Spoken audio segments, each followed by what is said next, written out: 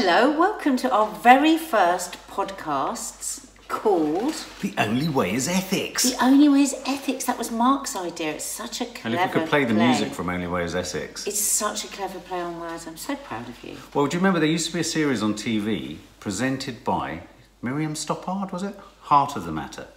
I used to like listening to her on the radio. Heart of the Matter. Do you remember? But what Heart of the Matter, yeah. Oh, yeah, I used to There's a documentary love that. series on BBC which would always look into ethical issues, usually with a bit of a religious kind of spin on it. But yeah, I just thought in this very troubling age, and you know, on Loose Women you often talk about things that in the contemporary life, in tech and in relationships and things are so complicated and stressful and anxious laden that it's quite rich pickings for hitting ethical issues every minute of the day. Every day. You know. By the way, if you're listening to this on iTunes and you've never listened to any of our other podcasts, you won't know that we actually record these from our home. So that strange tap, tap, tap you can hear is our dogs. Yeah. And the ksh is our daughter in the shower. Yeah. So it's Family the only life way carries on. with our very busy life that we can get these podcasts out. Family life carries on. Is if we do them at the kitchen table. Yeah, absolutely. And we have a little family of podcasts. You'll probably see Confessions of a Modern Parent. There's How to Stay Married so far, which we've just about hung in there. So go and check them out, because I know that when you go on iTunes, it suggests other ones. And of course, our movie reviews are beginning to go up there too. So, but yeah, anyway, ethics. But you've got quite a good one, haven't you, today on this? Quite a shocking one. I have, and it's all about sperm. Bloody hell. My sperm? Or just Anyone's. sperm? Anyone's. Oh, right, okay. Immediately YouTube's shut us down. And... Okay, fire your first shot then. Well, why this interests me is I think Don't hold back. My attitude... It's one of these things that when you grow up, you have a completely different idea. Right. I was so... sure of what I thought years ago, and probably talked about it on Loose Women 20 years ago. Right. Absolutely full of myself, and actually I have very much, my mind has been changed. And this is all about the ethics around getting pregnant without your partner knowing. Ooh. The case, and there's lots of juicy cases that I've been reading this Whoa. morning on the internet. That's there's the case of the woman who... her boyfriend and her had had sex. He'd gone to the toilet. He came back out of the loo to find her trying to impregnate herself with the contents of the condom. Oh my God. Yeah. Another fabulous... Why is it that I immediately try to imagine how difficult that must have been? It's not difficult. Where there's a will, there's a way. Right. And then another case, this is actually in America, and actually it is a man suing his partner because she came off the pill without him knowing, became pregnant. He wanted her to have an abortion.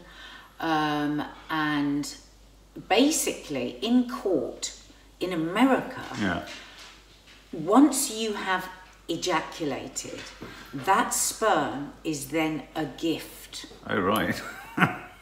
Is it really? Yeah, that's what it says. It's a piece I've read in the So Independent. it no longer belongs to you? I don't know if that's still the case, because this is quite an old... and what we found this morning, looking around, it's actually really hard to find out what the law is. We couldn't find out what the law is in the UK. Well, but that would infer or suggest that having a child is a gift from each of you. That would also infer that the ovum, once out of the body and in the form of a child, is a gift from the woman. Well, I mean, the God, lawyer in itself is a curious concept. Fighting on behalf of the woman in that case, her defence was, she actually says my client could not have stolen Mr. Wallace's sperm because he surrendered any right of possession when he transferred it during voluntary sexual intercourse. The sperm was, in fact, in inverted commas, a gift. Wow. She also said, talk about a whiner. Oh my God, don't you just love American law? Oh, I thought you were going to say talk about a wino. He was a wino. She also says that his case is baseless. If he was so adamant, why didn't he use a condom? This is about a man who just does not want to accept his sexual responsibility. She said if his argument prevails, there would be a flood of litigations. If fathers could evade their responsibilities by blaming the mothers for failing to use birth control. Wow, so that's a whole nother section because, if you really want to be really sure, and men should always use a condom anyway because of all the sexually but this chap transmitted who comes out of the diseases. toilet and finds his girlfriend pouring the contents. Well, that's a different one. This girl had stopped taking the pill. So there's just loads to talk about here. So ethically. Okay, well, I have a little bit of skin in the game on this one. One of probably the most major crunch points in a past relationship for me, and led to it coming to an end, was when, at a particularly grisly point in the relationship, it was revealed to me that... You were both pissed. Yeah, that my then girlfriend partner had come off the pill. Yeah. Without telling me. And I remember feeling an extraordinary sense of anger. Yeah. And her answer, Chi-Chi. That's our dog scratching. Sorry. And her answer was, well, if you want to be absolutely certain, so likewise, you should use a condom. And I was thinking, well, hang on a minute. We're in a relationship. There has to be a degree of trust. If you are in a relationship, not a one-night stand. I mean, I agree. If you're in a one-night stand situation, or if you are routinely promiscuous and you don't want to use condoms, you have to go in triplicate, probably with contractual agreements and NDAs and everything else. Yeah. You need to go kind of legally fortressed into that situation. The problem with that is that most people who are promiscuous and all those things are the least administrative people on the planet. They go out on Friday night and they just do what they do. But if you're in a... well, let me go back to that. Finish this story because it's interesting. Well, no, so at that point, it completely changed the hue of my relationship. I thought that all those words that you think happen to other people, like entrapment and sort of manipulation and deceit and I felt slightly trapped by the fact that I felt like, I'm not saying for a minute I have been honourable in all my relationships with women. I absolutely haven't. And I've struggled with that as a sort of well-meaning feminist brought-up bloke. And I take ownership on those issues. But I did struggle with what I thought, what are the rights of the woman here and what are my rights here, actually? I have a right to assume that if I'm having unprotected sex and someone is using a form of contraception, I have a right, don't I, to trust that contraception is being used and maintained if that's what I've been told? I would absolutely say yes, and I think that this lawyer was scurrilous in what she said. They were in a long-term relationship. There would have been discussion about what contraception they were going to use, I presume. And of course, surely, if you're in a long-term relationship and one of you is on the pill or on the coil, it'd be like, I was on the coil for years, wasn't it? I just can't imagine just going and having my coil taken out and not telling you. I mean, I suppose it would be different if you're in a marriage or if you're in a long-term relationship, don't necessarily have to be married, and you know that your partner wants to have a child and keeps just like putting it off and is very nervous and worried about it, but you knew deep down they did want a baby and they would probably be over the moon if you got pregnant. But and they just can't take that thing. Gamble. It's still a gamble, but if I'm honest, say it was us and I was thinking, oh God, I know he's going to absolutely love it and he's going to want it. Right. I'm feeling a bit bad about this. I think I would have... Gone with it. Yeah, and yet I am standing here when you're telling that story with a certain sense of moral judgment and standing on high ground thinking, how could she do that? Because I think you're right. I think it's terribly unfair to a man to say, well, you might have been in a relationship, you might have been on a pill, but you should have used a condom as well. That's not fair. Well, yeah, because otherwise the only sort of guarantee is that you walk around your entire life that you think you know and are confident about. I'm not talking about being a promiscuous philanderer at this point. I'm talking about feeling like you're in a relationship. Otherwise you have to walk around in a hermetically sealed body condom just to be sure. I mean, do you know what I mean? Condom at the ready! Condom, just to stress to those watching, I have valiantly taken the shot that's making me look utterly hideous in contrast, and Nadia is in the most beautifully lit shot. I'm just noticing that my iris is going up and down. No, for you on iTunes, it doesn't matter, but for me, I'm looking at it going, who the fuck's that? But in what instance is it right? Can I just ask you one thing? Just because I don't want to forget it, that you mentioned in there, you said, the sort of person that goes out on a Friday night, You were also that person. I was also that person. And what would have been your rights then? You didn't use a condom, you're drunk, you're chaotic, you have sex with somebody, she has a child.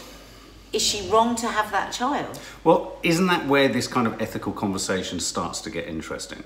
Because say, and there were many situations, say I'm a young professional, I'm out in the town, I meet another young professional woman, we're both out in the town, kind of take a liking to each other, we both head back, we both have sex, and I'm just taking as granted her assurance that she's on the pill.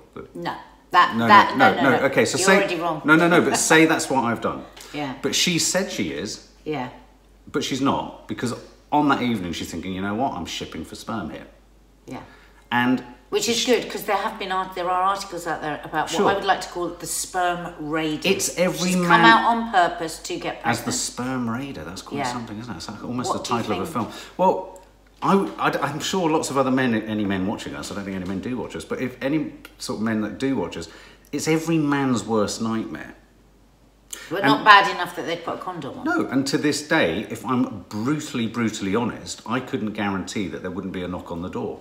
Oh my God. And I don't mean that but I mean that insofar as every circumstance that I was in, I had a guarantee from someone that we were fine. But as we rightly know, it wasn't necessarily the guarantee. No, absolutely.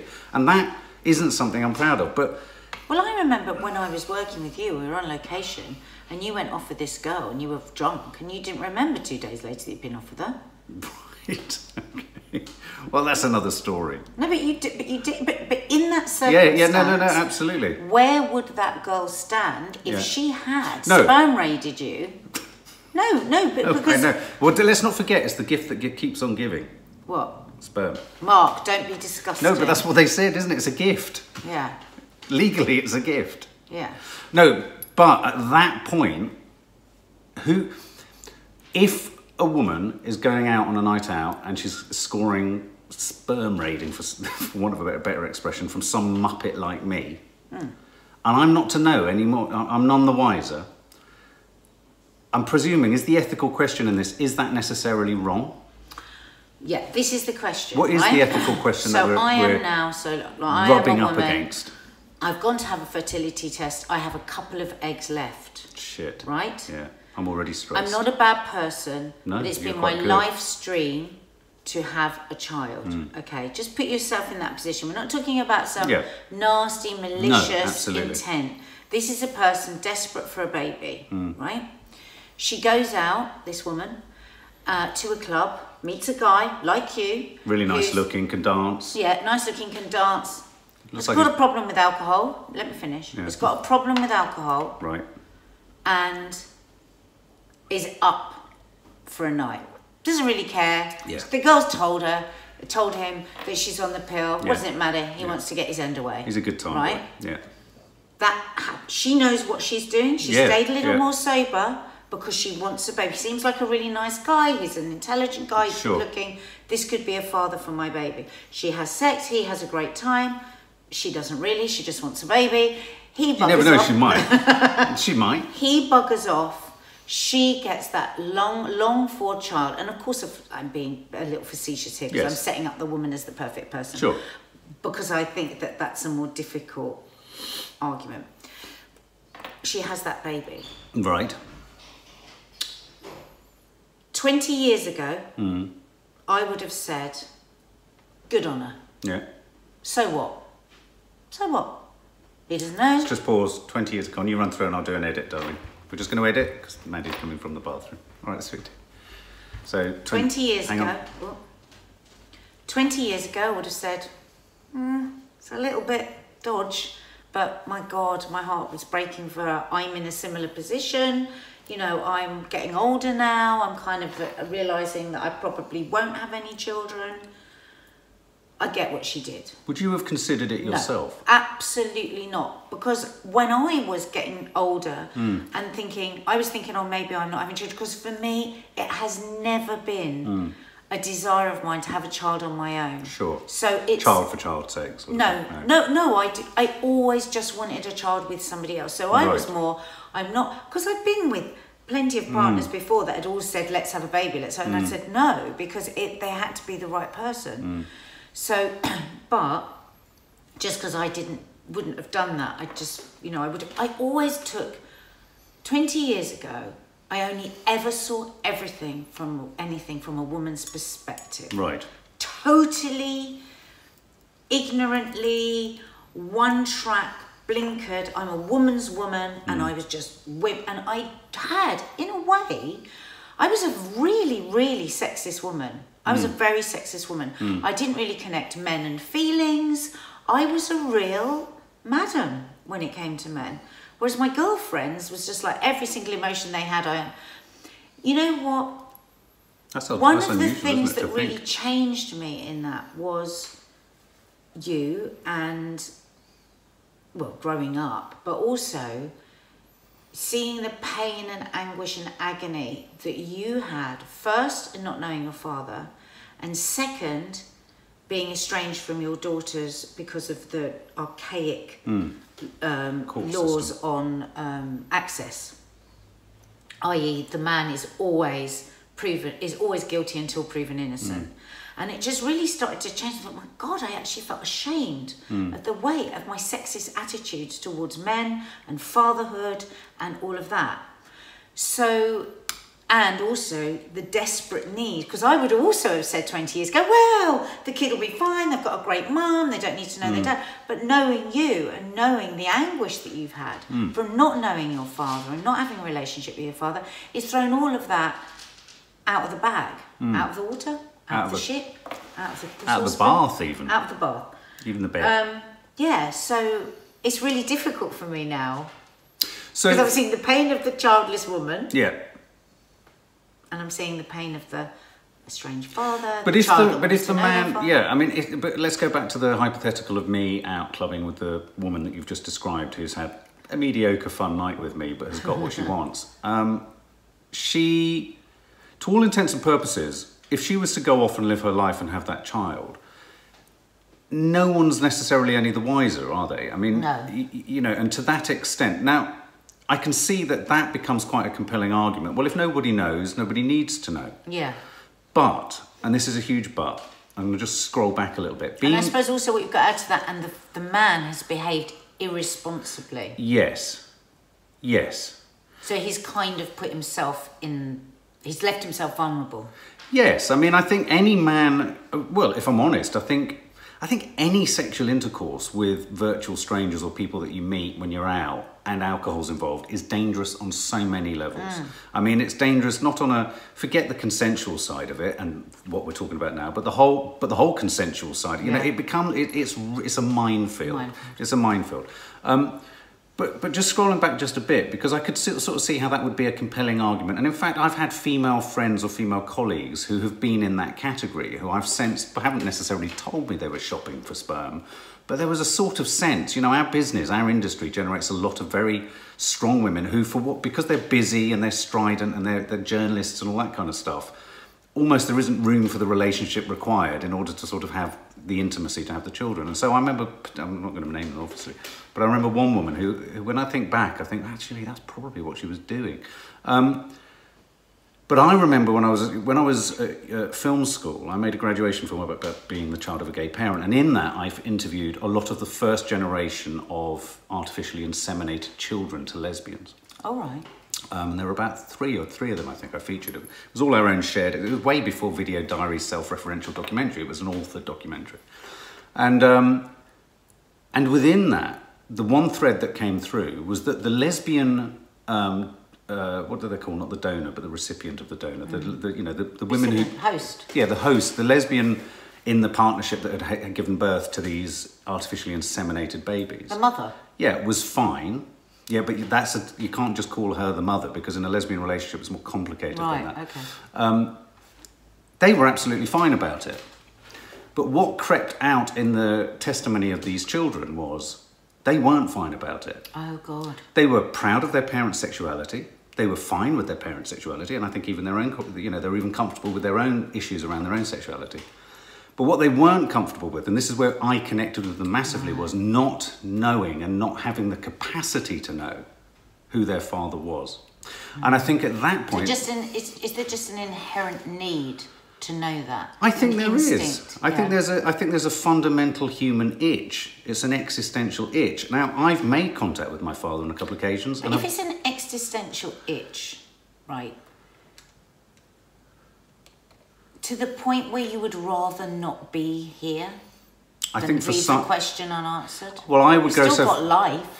Well, I mean, I always remember I mean, I'm not wishing to go off on a diversion, but not knowing my father almost puts me in an equivalent position to, you know, as I say, I've met him twice, and for my own particularly personal reasons, I decided it wasn't a relationship that I wanted to have. And I felt for many years of my life like my father may as well have been a donor, because didn't know him, never saw him, had no relationship. He made no attempt to contact me. He didn't want to know me, all that kind of stuff. You cannot, unless you don't know one half of where you come from, you can't explain to anyone what a lack that is in yourself. Yeah. You can't explain to anyone that actually when you look in a mirror, you don't know who and what you come from. You don't even know who or what you are. On a physical level, you're looking for evidence of things all the time. It's a very strange experience. Now, I'm sure with my brain, I take it to a sort of nth degree. But I would go so far as to say that for some people, it's really corrosive to mental health, to their mental health and their ability to sustain relationships. But all that still kind of better stuff. to have life than not to be here. I'm sure better to have... It's manageable. It's probably manageable, but I don't necessarily think that... And so what came out in this film was this idea that, yes, it probably is the right thing for the parents, but I think we often think what's the right thing for the parents, but actually within all this sort of, you know, having babies and artificial insemination, very little thought about what is actually right for the children that are going to come into this world. You know, what kind of a life are they going to have? Are they going to have all sorts of, you know, I mean, if you don't have a life, it's not like you've killed anyone. You haven't created possibly a huge problem. It's not about not having life or having life. Until you've had life, there's no even concept of you being alive. So I just think it becomes really complicated in that sense. So it's important that we talk about it from the child's point of view, because obviously that's what happens in the end. But I am interested in also, what interests me is the ethics, not so much the end result, as in the baby, but what is that woman doing to you, the man, when she steals your sperm? What it's one of those things that I find really difficult to put myself in the position. Well, I mean, you know, looking at it legally from the sort of the precedent that's been set in these American cases. Once you ejaculate, it is no longer yours. Wow. Which is a strange concept. So I suppose the way I could imagine it is if I'm lying asleep and somebody knocks me out with general anaesthetic and takes an egg. Yes. With that egg, how would I feel about my egg? Yeah. Being taken and being made into a baby somewhere else. Yeah. It's horrific. I mean, I'd be fascinated to know how women would feel if somehow there was the technology for men to take your ovum and then tell you it was a gift. Thank you very much, I'll have that. I know. I think it would be a very different set of circumstances. I think you'd have a rabid set of women saying, what the hell are you talking about? I know. I'm worried that this is actually a very sexist attitude, again, that I have here. I don't think it's a sexist attitude. I think it is. It evolves from the idea of the sanctity of life, and I think it evolves from, and this is where it becomes quite an interesting ethical question. It evolves from the idea that fundamentally life starts. Well, does it though? Life doesn't start with the woman, and this is again another sort of received myth. Life starts with, you need both elements. Yeah, you do. Life starts in my bollocks, actually. Mark, why did you have to say that? No, but it doesn't. No, of course it doesn't. Absolutely but doesn't. But the point being is no. But you often hear life starts at conception. Well, life does start at conception. So in that sense, it's an entirely equal thing. But let's accept that it's not entirely equal, because one half of that equation is also going to be the person who has to go through the absolutely fucking life-changing experience of giving birth to the thing. So and I think that's where, in a curious way, given how sexist so many things are, in a weird way, that's how everything does tip towards the woman. Thank God something's tipped a woman's way, a woman's way.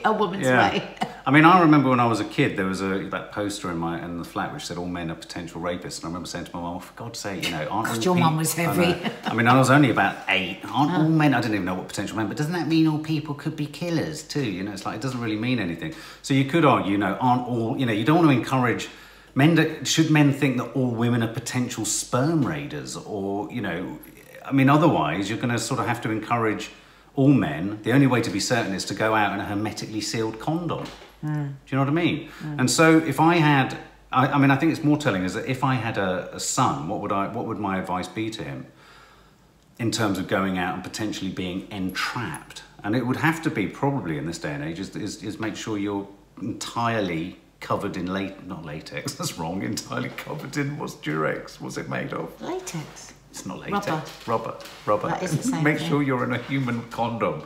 Unless you're in a long-term relationship. But then even in a long-term relationship, you've just said if you were married to me, you might have entrapped me. No, I wouldn't have entrapped you. There's no way, if somebody was saying to me, I don't want a baby, and I wouldn't have done that, but knowing that you did, I mean, like knowing myself, I was just kept being too scared to have a baby. I'm not ready, in that sort of situation. But I'm not excusing that. I still think it would be wrong. I mean, okay, so we've talked about the situation where somebody traps somebody with no intention whatsoever of ever telling them or ever asking them for anything. What about when somebody entraps somebody, steals their sperm, and then turns around and takes them to court for child maintenance? So suddenly a person has not only got a child that they didn't want, but they've also got to pay out whatever it is a month for the next 18 years. Where do you think the law should stand on that? Well, I just think it's so difficult to know. It's incredibly difficult to know. And also, I mean, it kind of tickles at the edge of what's possibly another Only Way is Ethics chat, which is to what extent in a situation, say, when someone's got pregnant and they want an abortion, to what extent should the man's wishes be embraced at all? Because if it's a gift... That's another whole... No, but let's just go with this logic that it's a gift. Okay, well, it's a gift, and you've given me a gift too of an ovum. So we've both given gifts, they just happen to be in your body. Then presumably we both have some say, do we not? On whether, and I mean that in both directions, on either having an abortion or not having an abortion. Well, let's save that, because I don't think that's a really good... We'll do that as another episode. But this is so complicated. It's so complicated. I would so feel for the guy. I wanted to be young, free and single. I didn't want a baby, and I didn't want to be paying £500 a month. But the problem is if the law falls on the side of a man in that situation, how often could a man use that to get out of paying any maintenance, and they might have had a relationship where they just were irresponsible. It's so difficult. It's so difficult. And, let's not beat around the bush. There are scurrilous men who are just wanting to get their end, more than there aren't, I hate to say. And, they are wanting to get their end away. They are going to dovetail between the sort of ambiguous, well, I didn't, well, I did, well, I didn't. And it's easy to do all of that. God. But then there are also people who are also... not innocent, you can't say innocently, but like me, naively, not wanting to hurt anyone, but naively having fun. Other girls naively having fun together, and then, God forbid, pregnancy happens. I suppose all I'm saying is that if within... Let's say rather than naively, foolishly. Foolishly, exactly. Because everybody from about 12 years old knows how you get pregnant. Yeah, absolutely. And but the thing is about youth is you can be foolish. I think at any age we can all be foolish. We can all make mistakes. But I think that's a very different question here to somebody consciously going out and stealing somebody's sperm. I personally feel it's wrong. I don't feel there's any set of circumstances in which it's right. Because if you are that woman who's that desperate, go to a sperm bank. There are facilities to do it in a way that are organised, monitored, regulated. They'll have... Because of course it's extremely dangerous. You're then having unprotected sex with somebody you don't know what they might have, what they might have, STDs. You don't know what their DNA history is. Don't forget, AIDS. You're more likely to get AIDS now as a woman. Heterosexuals are more likely to get AIDS now than homosexuals. And sperm banks do all of that screening for you.